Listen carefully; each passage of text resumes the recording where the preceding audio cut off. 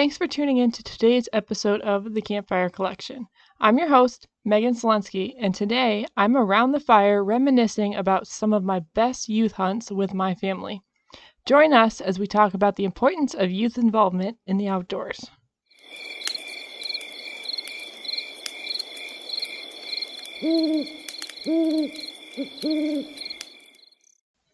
Well, as you know, we've always emphasized youth hunting and fishing in our family. It started from when you were very little. We had a no video game policy in our house.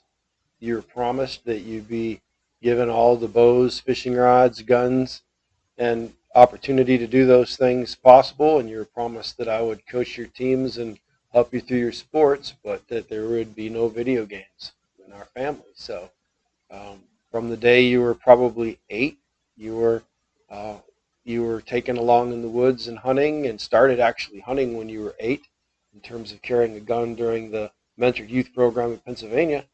And to my delight, you're still heavily interested today, as is your sister and brother.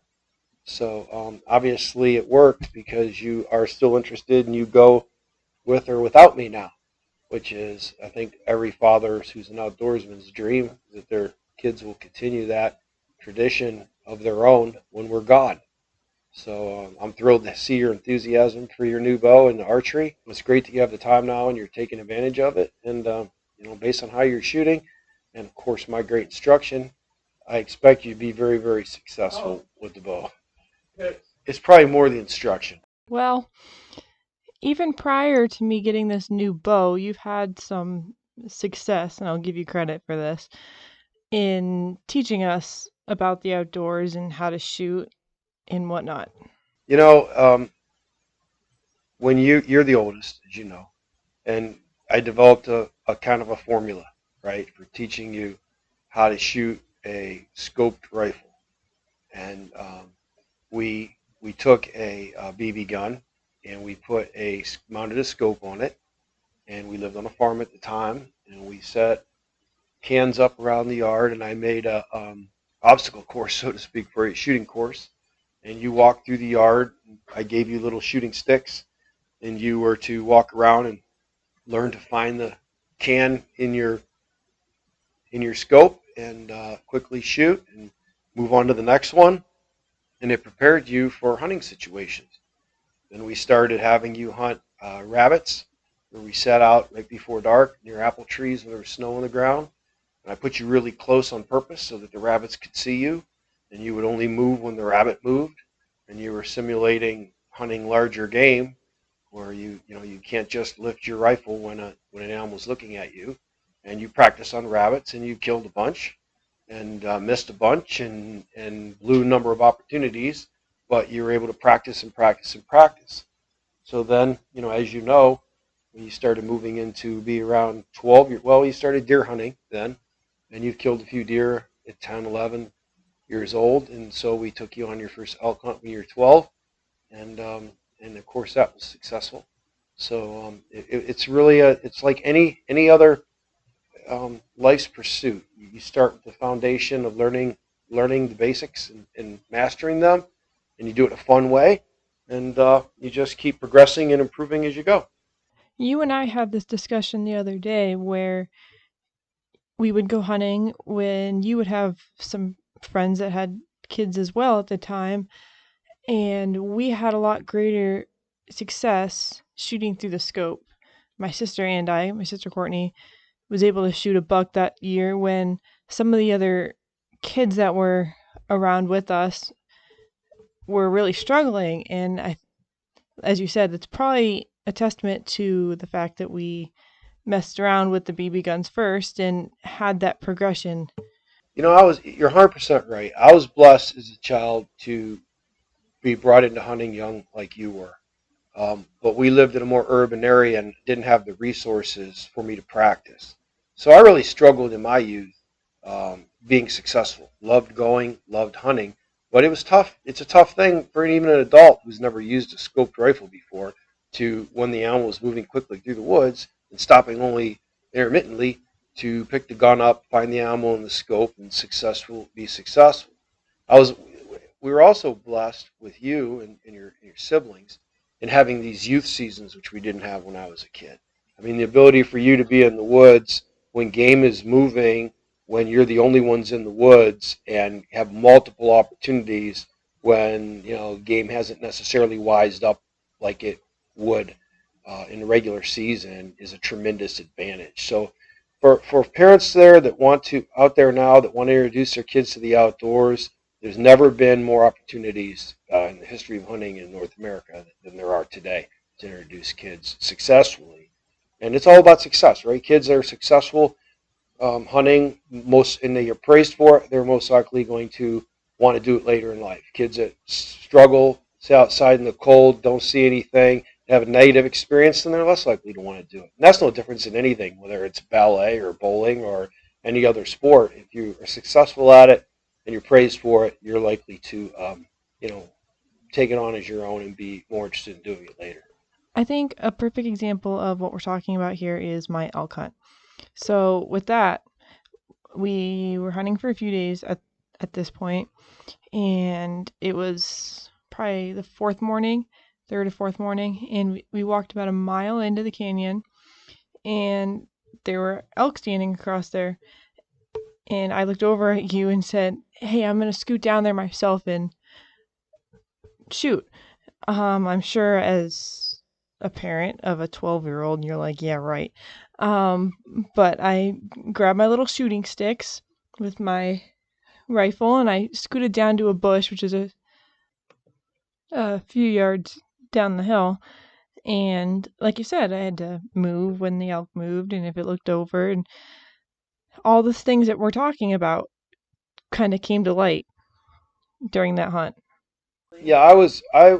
It was a safe situation where you were climbing down through an area that was safe, and I could stand above you and see everything that you were doing to make sure you were safe. So I was confident that you could attempt it successfully. I was not confident that you would be successful. I was actually surprised when you shot and the elk went down. So pleasantly surprised. So it was definitely a moment of tremendous pride for me to see you succeed. Where a lot of men and women don't. Adult hunters go out west every year and never see an elk. So for you to have the opportunity, all three of you at 12 years old, to go out and kill an elk on your first attempt, you know, is tremendously rewarding for me.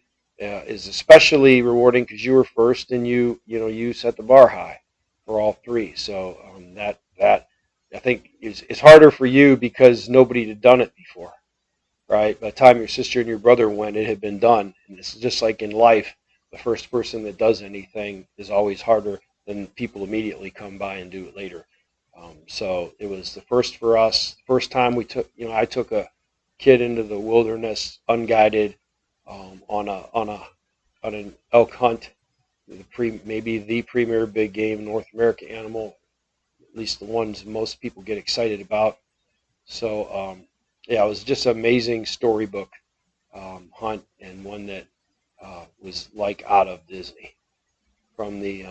From the folks that were around, the cowboys staying in a historic, 100-some-year-old rundown cabin um, in the middle of going to sleep every morning and waking up listening to elk bugle. Beautiful first week of October weather, blue skies, no wind, cold at night and beautiful during the day. Just couldn't ask for a better experience. No cell phones, no computers, just me and my daughter. Quality week together. You can't even, it's just priceless, absolutely priceless. So, and again, that's a product of the state we were hunting in, having a youth hunting program. You were able to draw a tag only for a youth season. You didn't have to go out and compete with a lot of other adult hunters, um, but you still had a fair game, fair chase hunt where you had to make it happen, and you did. We sit here and we talk about the hunting experience, and yes, the elk hunting was great and it was fantastic and it was, like you said, a storybook. But it wasn't just about that. We bonded and I had these experiences as a kid and I learned a lot, and as you said, no cell phone, no internet. Those type of experiences as a young kid, I think, were very important. And I think doing anything, even if it's not hunting related, things in the outdoors like that trip are so important for a parent to be doing with their child. Yeah, I've been blessed that I've had a chance to participate in a lot of different activities. Everything from being a college football player to coaching youth football, coaching high school football, coaching other sports, year basketball, our other daughter's strength training for gymnastics. I've traveled scuba dive. I'm not bragging. I'm setting up my point I'm going to make. I just don't think there's any endeavor like hunting. I think there's that hunting is a primal um, activity, and there's it's just a different. You learn things, you experience things that you just can't do in any of these other great sports and great activities, and they're all fantastic, but they're all similar. And hunting is a little different. As a parent, you can't possibly ask for a better opportunity to bond with your child and create a situation where you are making an effort for them that they can remember, regardless whether you're successful in bagging the animal that you're after, regardless of the outcome of the hunt. You are hopefully your child will remember the amount of tremendous effort that went into their activity that you're participating in. I think Courtney and Dustin, both my siblings, would agree with me when I say this, that those experiences we had on the elk hunts, the turkey, the deer, all of our hunts with you, the things we learned and the experiences we had made us into the people we are today and will be carried into our life after school. Me and Courtney are both in college now, but even beyond and into the workplace, things like that. I watched during the course of that hunt. You often remind me of your success in sliding down the mountain, sneaking up on the elk on the other side, moving when they were feeding and not looking at you, all the things you did to make that successful. That was the third or fourth day of the hunt. You blew a couple really good opportunities throughout the hunt because you lacked confidence. You weren't assertive enough. But I watched each day you get a little stronger mentally.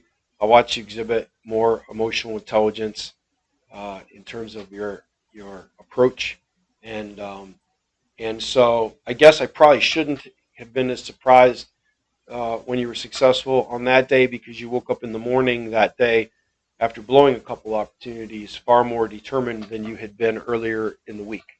And you could just see the determination build. And again, I just don't think there's many opportunities out there for young people to have repetition in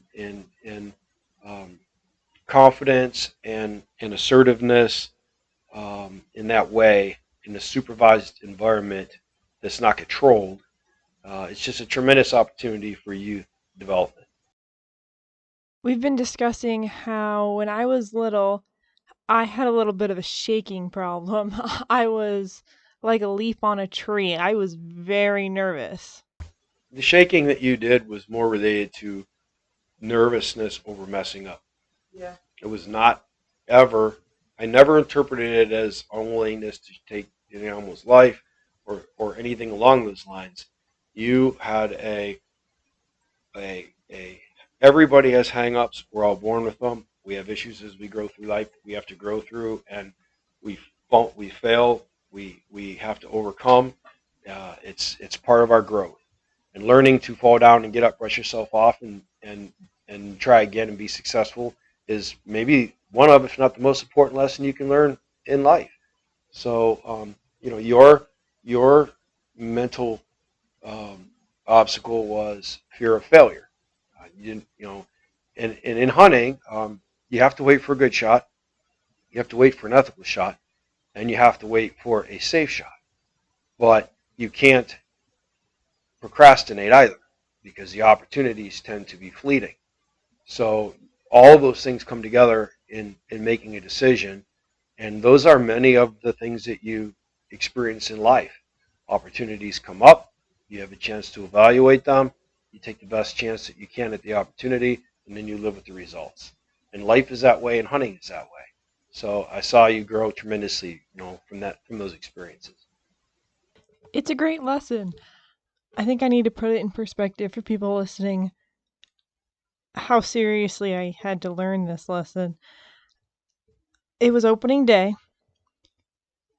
We were sitting in the stand for I don't know how many hours at this point, but this little buck came in and completely circled the stand.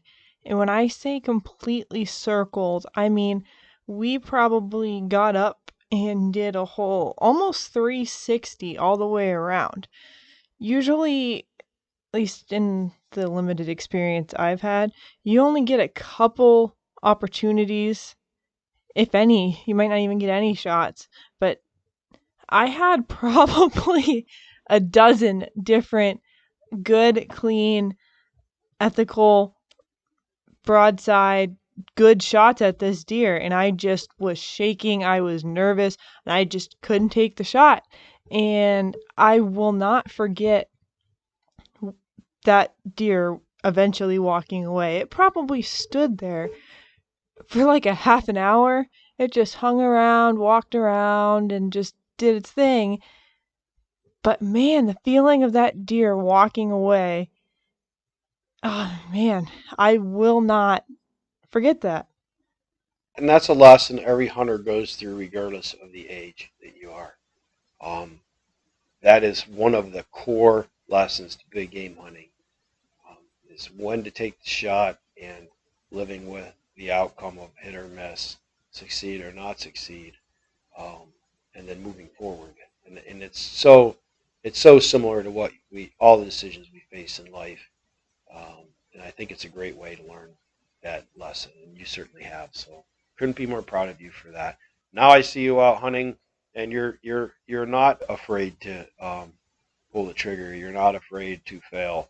You recognize that you're not going to be successful every single time. Um, you make an attempt at anything. And so I think fear obviously is the most crippling thing that people face in all aspects of their life. If you can overcome fear of failure uh, in your life, everybody's afraid, but we have to work through our fears in order to be successful. We can't let fear cripple us. And you've experienced that throughout your life youth hunting, and it was similar in virtually every endeavor. I think we went on a youth pheasant hunt for your first youth pheasant hunt. I think you shot the 10th pheasant that we flushed, right? So I mean, I think that's just part of life, and you succeed on a small scale, and it fuels you to try harder, and eventually you succeed on a bigger and larger scale. It's been a pleasure being your father. It's been a privilege, um, you know, and taking you through all these opportunities, practicing with you. Um, Between practicing shooting at a picture of a turkey on a old pizza box, prepare you to hunt each day, going out, taking a couple shots with the shotgun, to watching you actually successfully shoot your first gobbler. Practice is so important with kids, everybody, but with kids especially.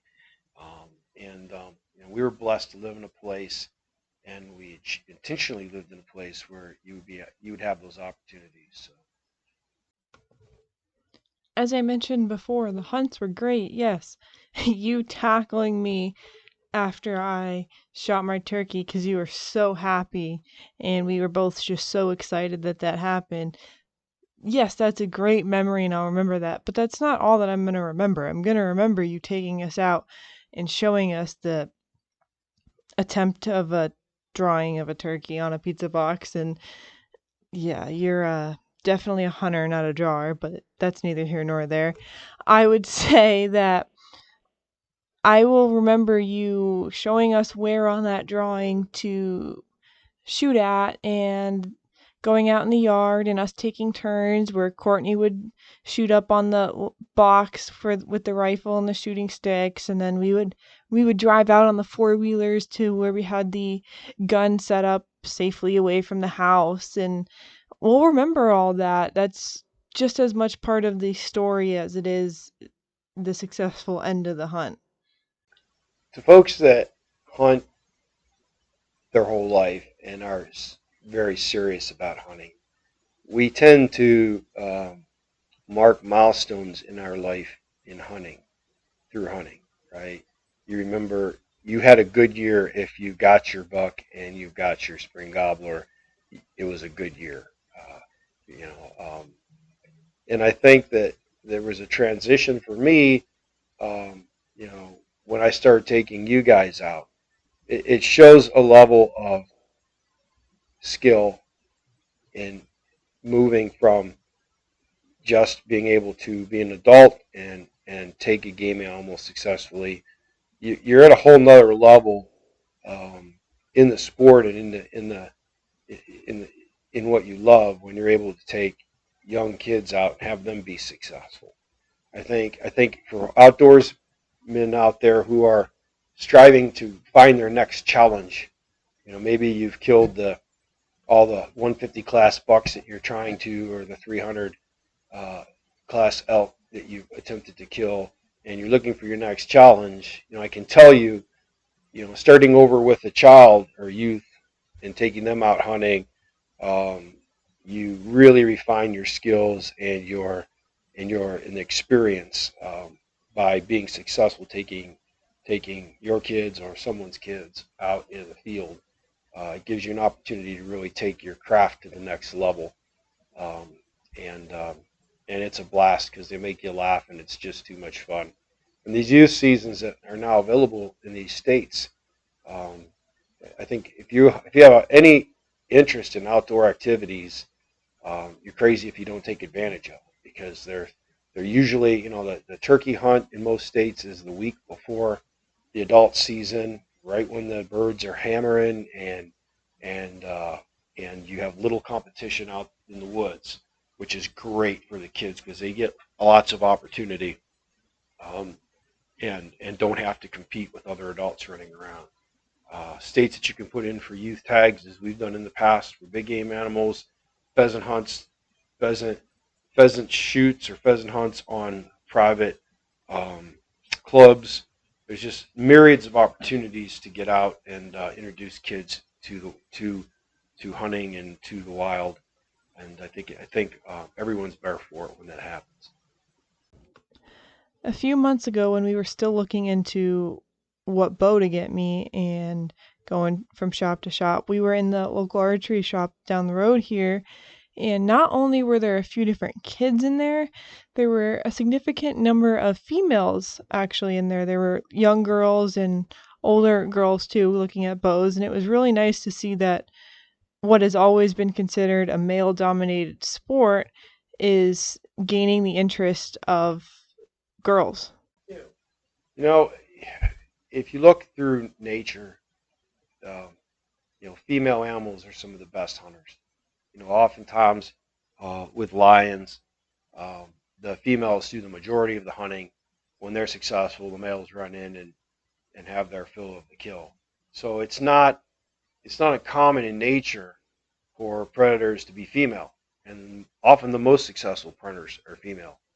So what was a hang up in our culture in the United States of girls not, you know, participating in the outdoors, that has largely been removed.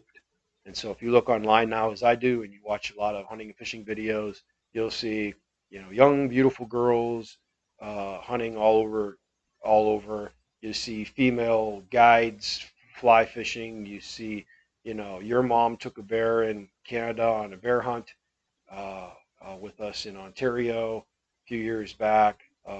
You just see the whole gamut of women in the outdoors now, which didn't occur much when I was young. And I think our society is better off for it.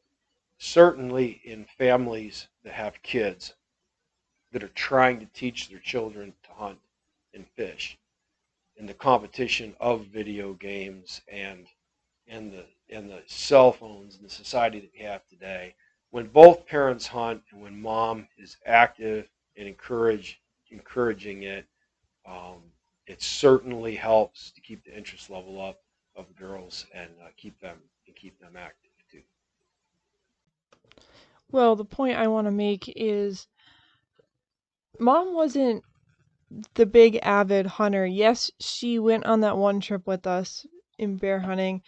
She did some fishing, I guess, when I was younger or even before me with you, but it was more that she supported the sport. It was that she would get up with us in the morning and help us get ready.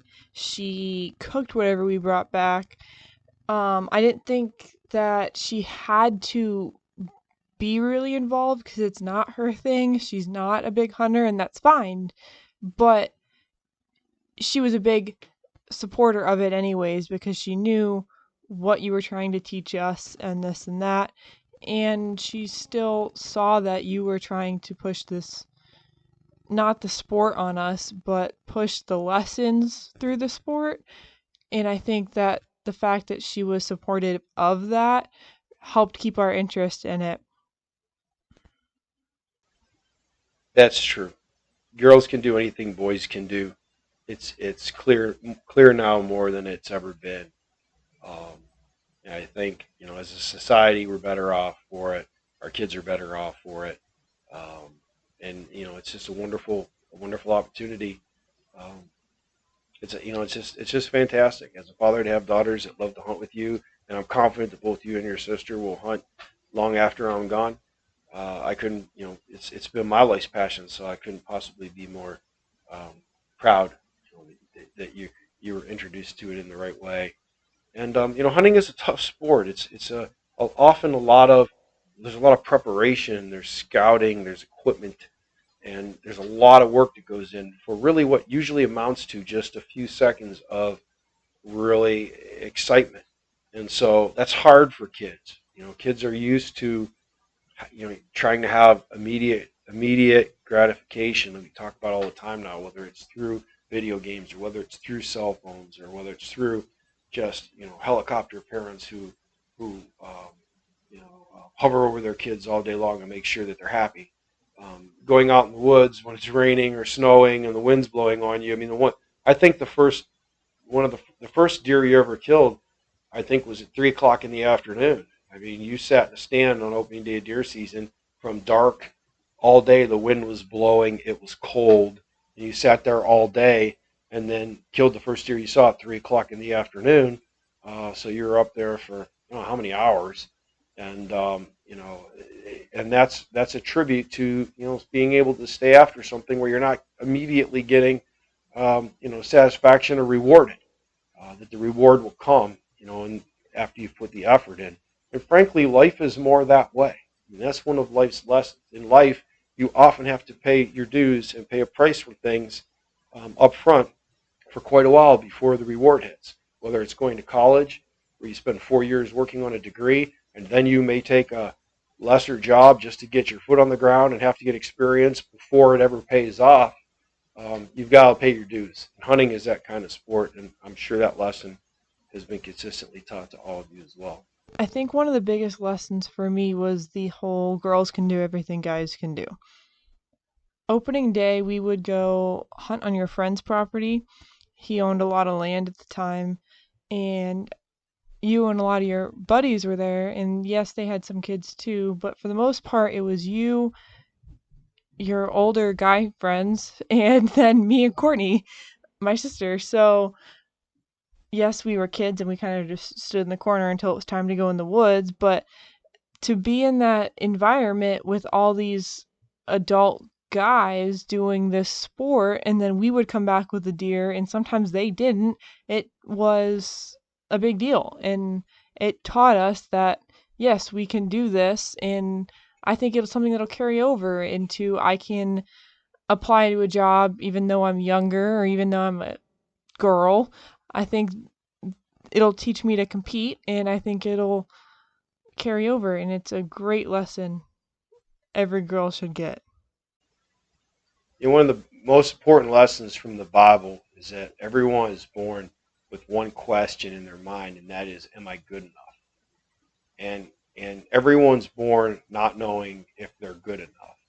And maybe the chief responsibility of a father, in my opinion, is to make sure that their kids know that they're good enough. And so those types of activities where you're participating with other adults as a child, sends a direct message that yes, you belong, yes, you have value, yes, you're good enough. And I think that's somewhat missing in society today. That two parents working in the home, everybody's running, kids are competing in sports only with other kids, and then they come home. The question of am I good enough? Am I blessed? That a parent has to pass on to their kids. There's not as many environments or opportunities to do that. I think it's one of the many blessings of hunting. As I said, when you're out hunting in a youth season and it's all about you, and you're given a firearm, which is a tremendous responsibility from a safety perspective. Your parent is telling you, "I believe in you. I'm confident in you. I trust you," and it creates a level of responsibility on a kid that, frankly, parents, I believe today are are keeping from their children. So you were given a great level of responsibility at a young age. You were handling a firearm, not carrying one. I carried it and handed it to you, but you were handling a firearm in the woods at 8 years old, and so you knew when we came home. We watched Disney movies and we rolled around on the floor and giggled and laughed and had all the fun that you do with young kids and enjoy goofing off and cracking jokes and having a good time. But then you knew that when you were in the woods hunting, this was serious. It's a safety situation, and you were expected to be responsible, and you responded that way. So it was a wonderful lesson. Hunting is a wonderful lesson in that regard as well.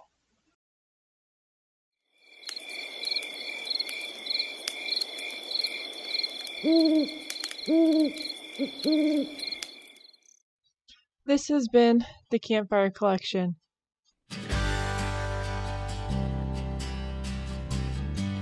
As the West Coast struggles with the continuing wildfires, the United Ways of the Pacific Northwest has set up an emergency relief and recovery fund. See the link in the description to donate today. Stay safe, everyone.